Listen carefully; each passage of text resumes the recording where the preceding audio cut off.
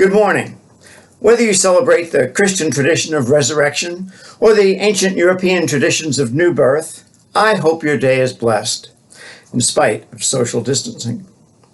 And happy Passover season to those who are celebrating, which includes me this year, as I'm observing an old Kabbalistic practice of counting the Omer in connection with my friend Mark Horn's book, Tarot and the Gates of Light.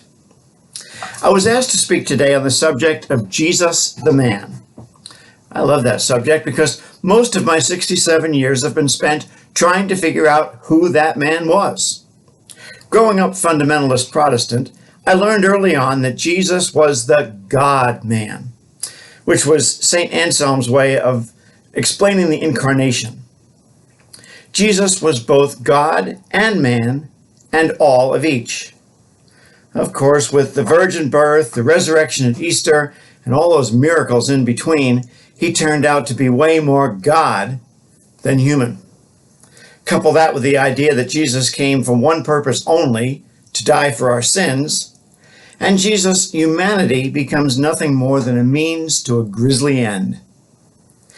As I got older, this one-dimensional Jesus just didn't cut it for me. I started thinking about something my Bible college professors railed against 50 years ago, the quest for the historical Jesus. Early in the 20th century, Dr. Albert Schweitzer wrote about his quest for the historical Jesus. The Jesus he found was very human and situated in a particular Jewish apocalyptic tradition. Of course, my fundamentalist church and Bible college rejected this, even though Schweitzer's aim was to disprove those that believed Jesus the man never existed. Schweitzer and Lancaster Bible College were on the same side and didn't even know it. A generation ago, during my seminary days at Earlham School of Religion, a group of scholars took up Schweitzer's mantle and created the Jesus Seminar. Their conclusions emphasized Jesus' humanity and poo-pooed any thought of miracles, and recast him as a late 20th century liberation theologian living in first century Palestine. Well, we all see great people in our own image, which left me still with the question, who was the man Jesus? Since my academic training is in Bible and religious education, I figure I'm going to stick with the Bible for this. Really, outside the Bible, there's only a smattering of very sketchy evidence for Jesus even existing. I'm not going to debate that. Leave it to Schweitzer. I'd like to share with you today what I've learned about Jesus the man from my favorite gospel, Mark. I used to hate Mark. He was no fun. You can't quote Mark at Christmas. There is no Christmas in Mark's gospel. Can't use him at Easter. Although Mark has Jesus' disciples being informed of Jesus' resurrection, they all run off in terror. End of story. Now there's an Easter sermon. Jesus is alive. Boo! Ah! Yeah, I hated Mark. Then a few years ago, I decided to face Mark man to man. I put aside my prejudices and actually began reading that gospel. And that's where I finally encountered the man, Jesus. But first, I learned who Jesus was not. First of all, Mark doesn't depict Jesus as a superhuman or demigod. Virgin and miraculous births were fairly common in Greek and Roman mythology. The great hero Heracles, also called Hercules by the Romans, was conceived by Zeus and born to the virgin Alcmene. In another story, when King Acrisius heard an oracle prophesy that his virgin daughter Danae's future son would kill him, he had her locked away in a room where only a ray of light could get in. Then Zeus came in through a shower of gold, and the next thing you know, she's pregnant with Perseus. Asian and Egyptian mythologies are also filled with stories of virgin and miraculous births. There are no miraculous births in Mark. No immaculate conceptions. No, behold, a virgin shall conceive and bear a son. Why? I think Mark knew his predominantly Jewish audience wouldn't buy all that crap.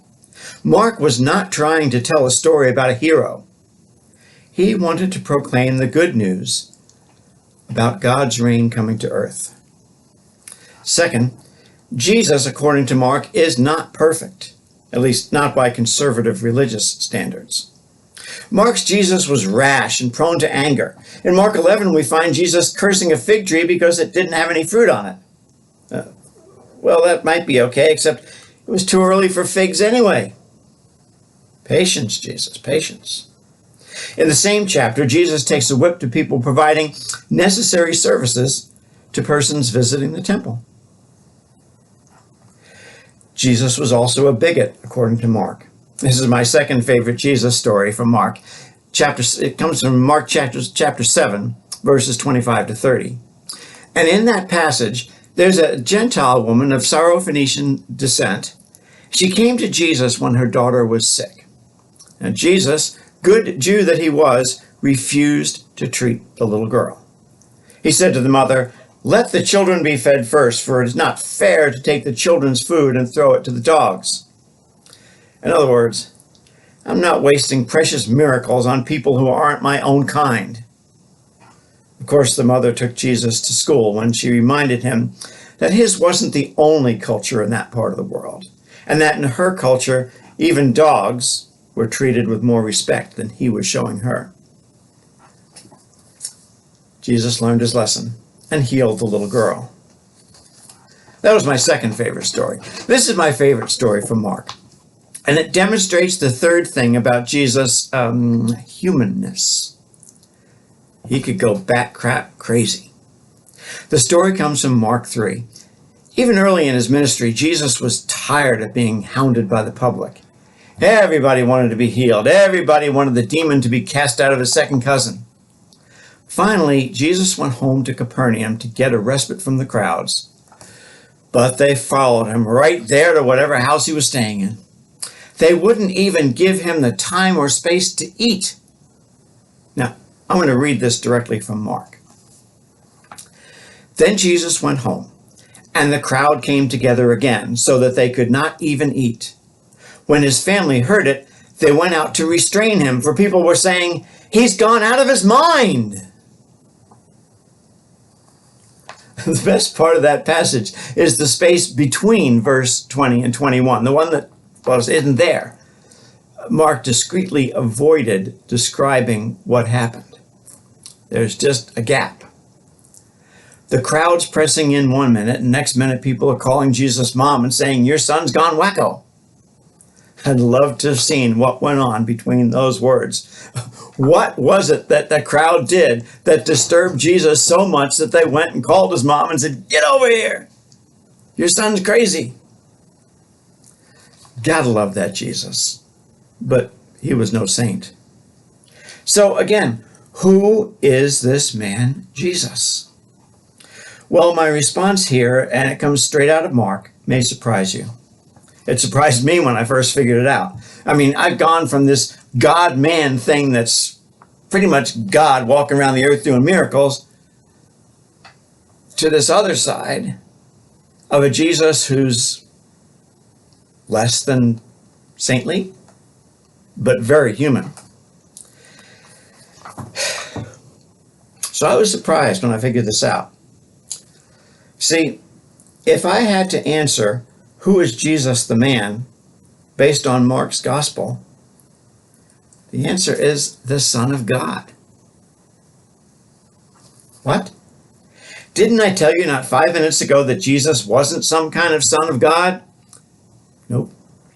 I told you he wasn't the kind of son of a God that filled Greco-Roman graphic novels. I told you he wasn't the God-man of my fundamentalist youth. I never said he wasn't the Son of God. Of course, Jesus himself had to be convinced of that. Let's go to Mark chapter 1.